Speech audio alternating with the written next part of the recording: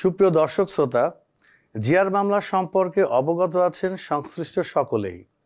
তবে বিচার প্রার্থীগণের অধিকাংশই জানেন না যে জিআর মামলা বিচারের সময় প্রসিকিউশন সাক্ষীদের আদালতে উপস্থাপন না করা হলে ম্যাজিস্ট্রেট মামলার কার্যক্রম বন্ধ করত আসামিকে রিলিজ বা মুক্তি দিতে পারেন। আর এমনটি জানেন না বলেই জিআর মামলার অভিযোগকারীরা মামলার এমন ফলাফল শুনে ভুল বুঝতে শুরু করেন তার আইনজীবীকে, এবং কখনো কখনো এমন অভিযোগকারীরা সংশ্লিষ্ট আইনজীবীর উদ্দেশ্যে ছুড়ে দেন তীর্যক মন্তব্য। কিন্তু না, প্রিয় দর্শক, আইনগত কারণেই হয়ে থাকে এমন ফলাফল, অর্থাৎ মামলার কার্যক্রম বন্ধ এবং আসামি মুক্ত। তাহলে চলুন দর্শক, আজকে আমরা জেনে নিচ্ছি কি সেই আইন এবং কখন ও কোন পরিস্থিতিতে ম্যাজিস্ট্রেটগণ এমনভাবে মামলার কার্যক্রম বন্ধ করত আসামিকে রিলিজ বা মুক্তি প্রদান করে থাকেন। আমরা প্রথমেই জানিয়ে দিচ্ছি যে এজাহার বা তথ্যের ভিত্তিতে সরাসরি থানায় দায়ের হওয়া মামলা কিংবা ম্যাজিস্ট্রেটের নির্দেশে থানায় দায়ের হওয়া মামলাগুলোকে বলা হয় জিআর মামলা। জিআর হচ্ছে জেনারেল রেজিস্ট্রারের সংক্ষিপ্ত রূপ। থানায় দায়ের হওয়া মামলাগুলো থানা থেকে ম্যাজিস্ট্রেট আদালতে নিযুক্ত জেনারেল রেজিস্ট্রার অফিসার তথা জিআরও এর নিকট পাঠানোর পর সেগুলো জেনারেল রেজিস্ট্রারে এন্ট্রিভুক্ত হওয়ার সাথে সাথেই মামলাগুলোর নাম হয়ে যায় জেনারেল রেজিস্ট্রার কেস, সংক্ষেপে বলা হয় জিআর মামলা। আর ম্যাজিস্ট্রেটের নিকট পেশকৃত কমপ্লেইন্ট বা অভিযোগের ভিত্তিতে আমলে নেওয়া মামলাগুলোকে বলা হয় সিআর মামলা। সিআর হচ্ছে কমপ্লেইন্ট রেজিস্ট্রারের সংক্ষিপ্ত রূপ। কোনো কমপ্লেইন্ট বা অভিযোগ ম্যাজিস্ট্রেট আদালতে রক্ষিত কমপ্লেইন্ট রেজিস্ট্রারে এন্ট্রিভুক্ত হওয়ার সাথে সাথেই এরূপ মামলাগুলোর নাম হয়ে যায় কমপ্লেইন্ট রেজিস্ট্রার কেস, সংক্ষেপে বলা হয় CR case.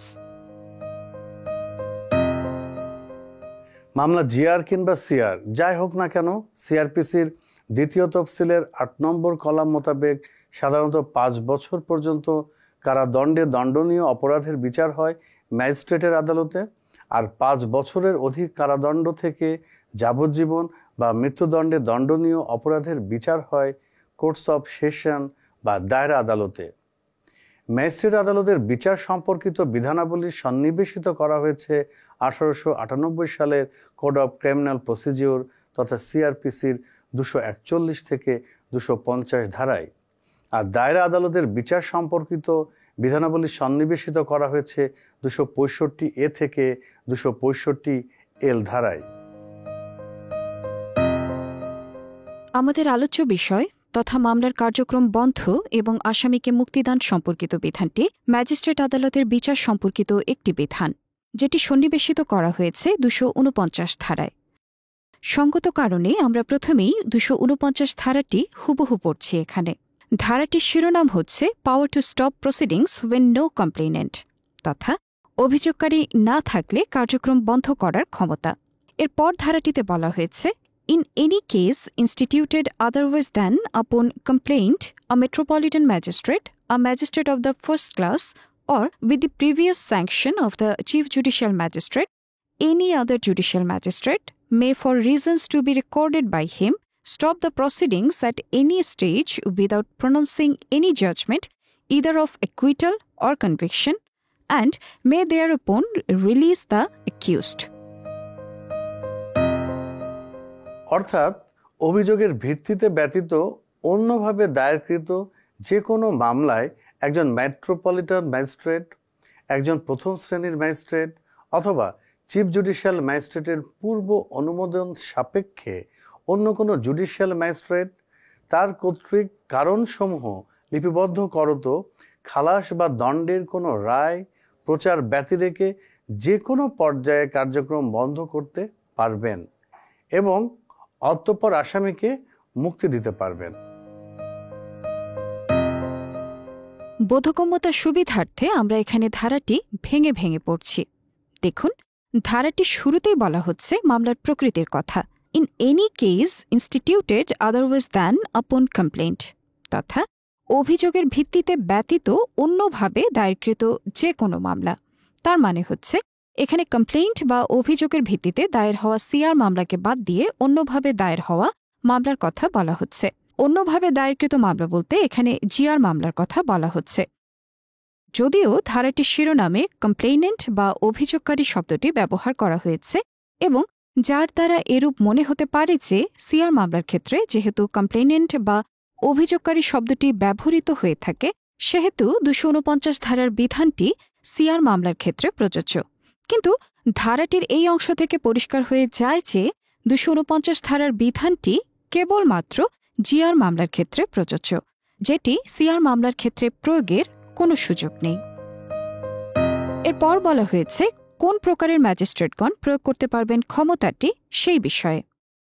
A metropolitan magistrate, a magistrate of the first class, or with the previous sanction of the chief judicial magistrate, any other judicial magistrate.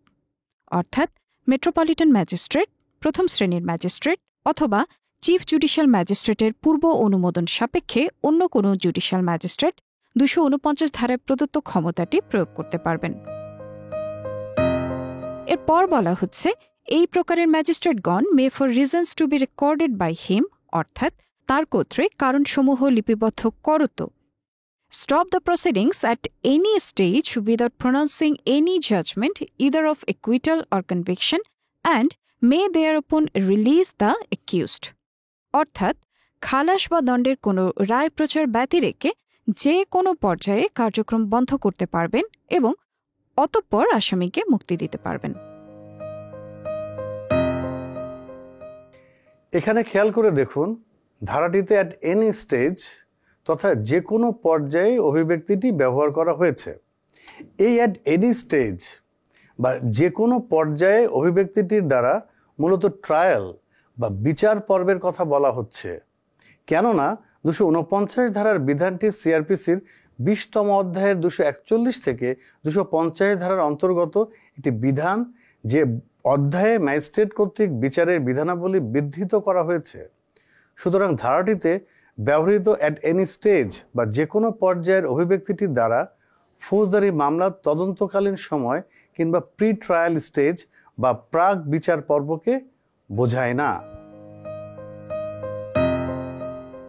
এরপর খেয়াল করে দেখুন ধারাটিতে for reasons to be recorded by him তথা magistrate কর্তৃক কারণসমূহ লিপিবদ্ধ করার বিষয় বলা হলেও সেই কারণ বা কারণসমূহকে কিন্তু সুনির্দিষ্ট করা হয়নি, অর্থাৎ কোন কারণে বা পরিস্থিতিতে ম্যাজিস্ট্রেটগণ ২৪৯ ধারার বিধান মোতাবেক মামলার প্রসিডিংস বা কার্যক্রম স্টপ বা বন্ধ করত আসামিকে রিলিজ বা মুক্তিদান করতে পারবেন সেই সম্পর্কে কিছুই বলা হয়নি ধারাটিতে।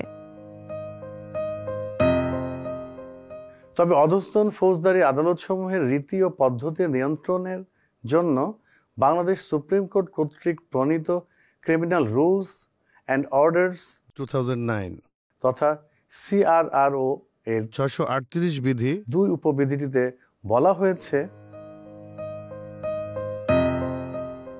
When the magistrate is fully satisfied that the prosecution witnesses are not available on so many consecutive dates, even after his best endeavor by exhausting all processes of the court issued and served properly in time, and there exists exceptional and unusual circumstances preventing the court from proceeding with the case, this power can be exercised. অর্থাৎ যখন magistrate সম্পূর্ণরূপে সন্তুষ্ট হন যে আদালতের সমস্ত পরোয়ানা issue করত ওগুলো যথাসময়ে ও যথাযথভাবে জারি করা সহ আদালতের সর্বোত্তম প্রচেষ্টার পরও রাষ্ট্রপক্ষের সাক্ষীদেরকে ধারাবাহিকভাবে অনেক তারিখে আদালতে উপস্থিত পাওয়া যায় না এবং সেখানে এমন ব্যতিক্রমী এবং অস্বাভাবিক পরিস্থিতি বিদ্যমান রয়েছে যা মামলাটিতে অগ্রসর হওয়ার ক্ষেত্রে আদালতকে বাধাগ্রস্ত করে, সেক্ষেত্রে এই ক্ষমতাটি প্রয়োগ করা যেতে পারে। তার মানে হচ্ছে ২৪৯ ধারায় প্রদত্ত ক্ষমতা প্রয়োগের মাধ্যমে ম্যাজিস্ট্রেটগণ কখন ও কোন পরিস্থিতিতে মামলার প্রসিডিংস বা কার্যক্রম স্টপ বা বন্ধ করত আসামিকে রিলিজ বা মুক্তি প্রদান করতে পারবেন সেই সম্পর্কে ২৪৯ ধারায় কিছু বলা না হলেও ক্রিমিনাল রুলস অ্যান্ড অর্ডার্স 2009 তথা সিআরআরও এর ৬৩৮ বিধির ২ উপবিধিতে তা পরিষ্কার করে দেওয়া হয়েছে। আর সেটি হচ্ছে ধারাবাহিকভাবে অনেক তারিখে প্রসিকিউশন বা রাষ্ট্রপক্ষের সাক্ষীদের আদালতে উপস্থিত না হওয়া তবে এখানে প্রধান শর্তটি হচ্ছে প্রসিকিউশন বা রাষ্ট্রপক্ষের সাক্ষীদের প্রতি বা বিরুদ্ধে আদালতের সকল প্রকার প্রসেস বা পরোয়ানা ইস্যু সহ ওগুলো যথাসময়ে ও যথাযথভাবে জারি হতে হবে।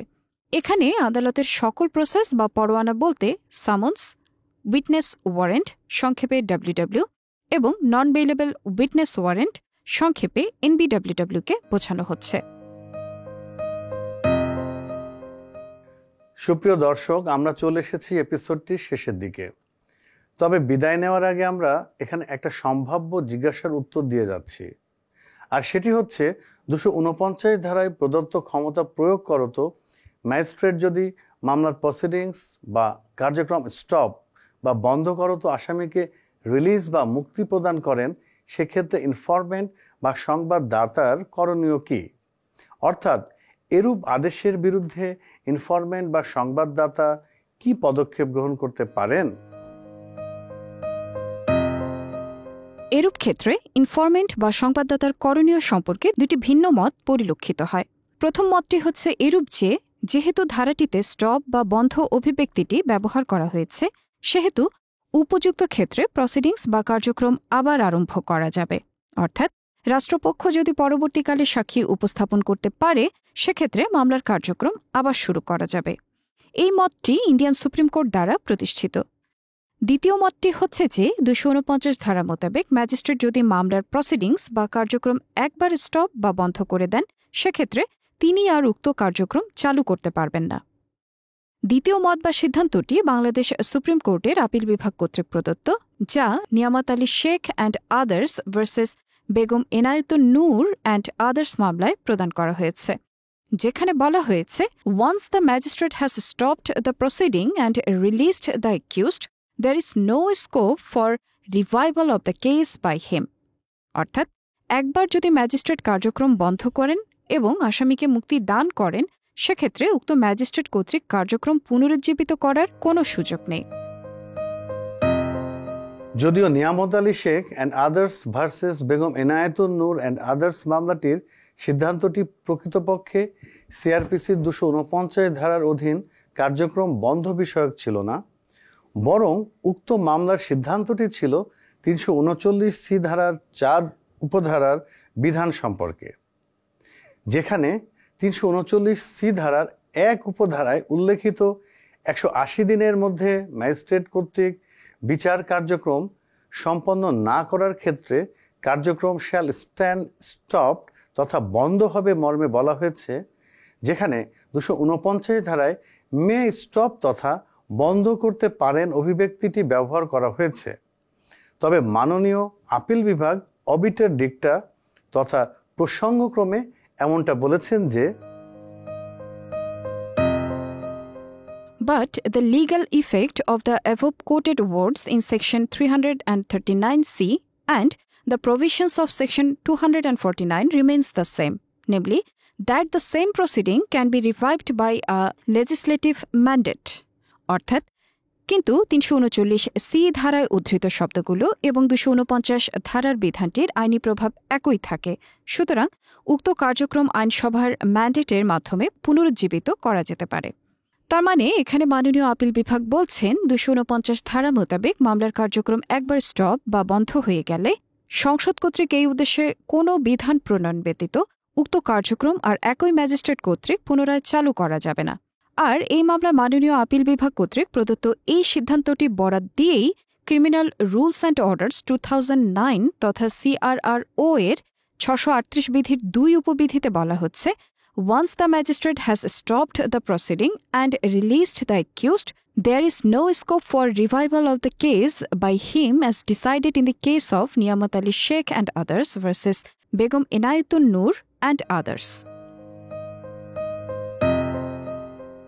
সুতরাং 249 ধারায় প্রদত্ত ক্ষমতা মোতাবেক মামলার কার্যক্রম একবার স্টপ বা বন্ধ হয়ে গেলে একই ম্যাজিস্ট্রেট আদালতে মামলাটি পুনরুজ্জীবিত করার আবেদন করা যাবে না, বরং সংক্ষুব্ধ এজাহারকারী বা সংবাদদাতাকে 439 ধারার বিধান মোতাবেক দায়রা আদালতে রিভিশন দায়ের করতে হবে।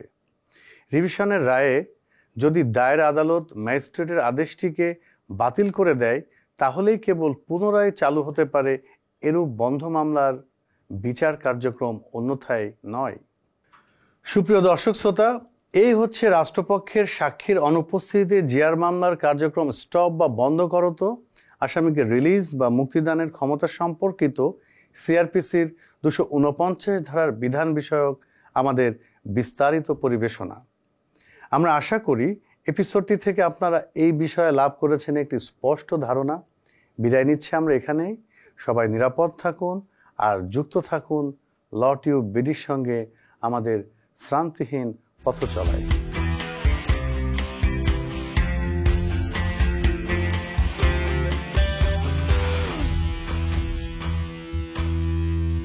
যাহা বলিব সত্য বলবো, সত্য বলবো, করিলাম শপথ। যাহা বলিব সত্য বলবো, সত্য বলবো, করিলাম শপথ।